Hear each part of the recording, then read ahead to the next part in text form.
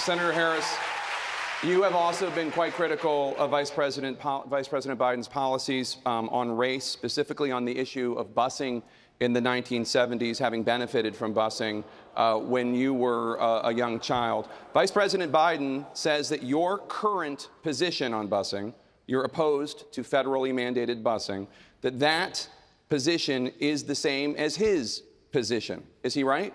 That is simply false. And let's be very clear about this.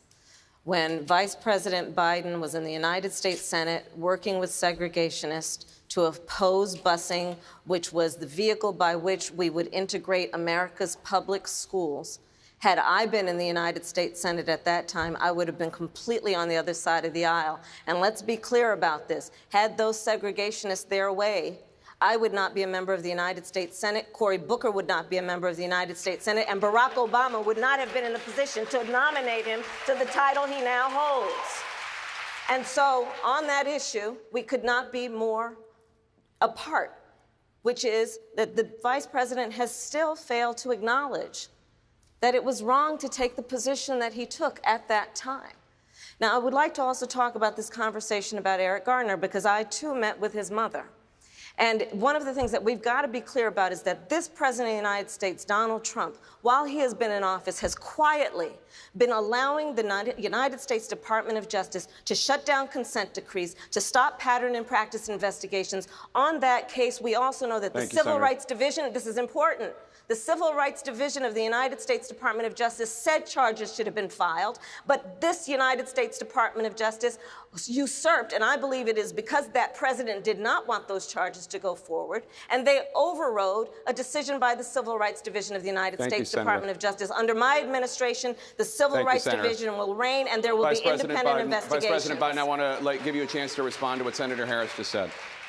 When Senator Harris was the Attorney General for 8 years in the state of California, there were two of the most segregated school districts in the country, in Los Angeles and in San Francisco. And she did not, I didn't see a single solitary time she brought a case against them to desegregate them. Secondly, she also is in a situation where she had a police department when she was there that, in fact, was abusing people's rights. And the fact was that she, in fact, was told by her own people, that her own staff, that she should do something about and disclose to defense attorneys like me that you, in fact, have been, the police officer did something that did not give you information that would exculpate your client. She didn't do that. She never did it. And so what happened? Along came a federal judge and said, enough, enough, and he freed 1,000 of these people. If you doubt me, Google 1,000 prisoners freed, Kamala Harris. Thank you, Vice President Biden. And Senator Harris, your response? That is simply not true. And as Attorney General of California, where I ran the second largest Department of Justice in the United States, second only to the United States Department of Justice, I am proud of the work we did, work that has received national recognition for what has been the important work of reforming a criminal justice system and cleaning up the consequences of the bills that you passed when you were in the United States Senate for decades. It was the work of creating one of the first in the nation initiatives around re-entering former offenders and getting them jobs and counseling. Thank you, Senator. I did the work as Attorney General of putting body cameras on special agents in the state of California, and I'm proud of that work. I want to bring in Congresswoman Gabbard. Congresswoman Gabbard, you took issue with Senator Harris confronting Vice President Biden at the last debate. You called it a, quote, false accusation that Joe Biden is a racist. What's your response? I want to bring the conversation back to the broken criminal justice system that is disproportionately negatively impacting black and brown people all across this country today. Now, Senator Harris says she's proud of her record as a prosecutor and that she'll be a prosecutor president, but I'm deeply concerned about this record. There are too many examples to cite, but she put over 1,500 people in jail for marijuana violations and then laughed about it when she was asked if she ever smoked marijuana. She blocked evidence. That would have freed an innocent man from death row until the courts forced her to do so. She kept people in prison beyond their sentences to use them as cheap labor for the state of California. And she fought to keep cash bail system in place that impacts poor people in the worst kind of way. Thank you, Congresswoman. Senator Harris, your response?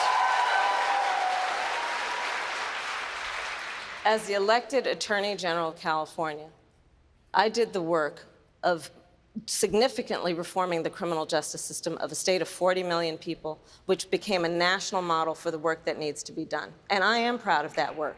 And I am proud of making a decision to not just give fancy speeches or be in a legislative body and give speeches on the floor, but actually doing the work of being in the position to use the power that I had to reform a system that is badly in need of reform. That is why we created initiatives that were about reentering former offenders and getting them counseling. It is why, and because I know that criminal justice system is so broken, that I am an advocate for what we need to do to not only decriminalize, but legalize marijuana in the United States. I want to bring Congresswoman Gabbard back in. Your response, ma'am? The bottom line is, Senator Harris, when you are in a position to make a difference and an impact in these people's lives, you did not. And worse yet, in the case of those who were on death row, innocent people, you actually blocked evidence from being revealed that would have freed them until you were forced to do so. There is no excuse for that. And the people who suffered under your reign as prosecutor, you owe them an apology. Senator Harris. My entire career, I have been personally opposed to the death penalty, and that has never changed. And I dare anybody who is in a position to make that decision, to face the people I have faced, to say, I will not seek the death penalty. That is my background. That is my work. I am proud of it. I think you can judge people by when they are under fire, and it's not about some fancy opinion on a stage, but when they're in the position to actually make a decision, what do they do? When I was in the position of having to decide whether or not to seek a death penalty on cases I prosecuted, I made a very difficult decision that was not popular to not seek the death penalty. History shows that, and I am proud of those decisions. Senator Harris, thank you very much. Senator Bennett, a question for you.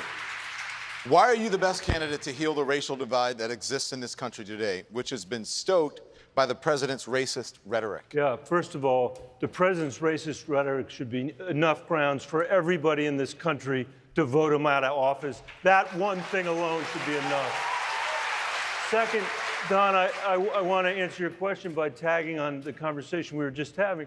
This is the fourth debate that we have had, and the second time that we have been debating what people did 50 years ago with busing, when our schools are as segregated today as they were 50 years ago.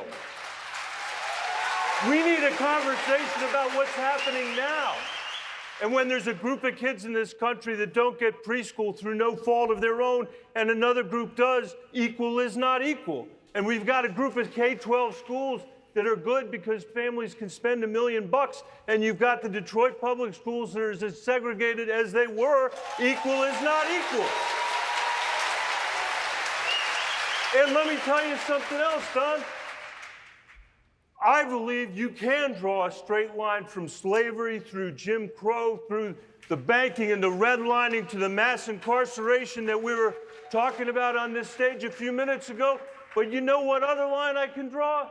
88% of the people in our prisons dropped out of high school. Let's fix our school system, and maybe we can fix the prison pipeline that we have. Thank you, Senator Bennett.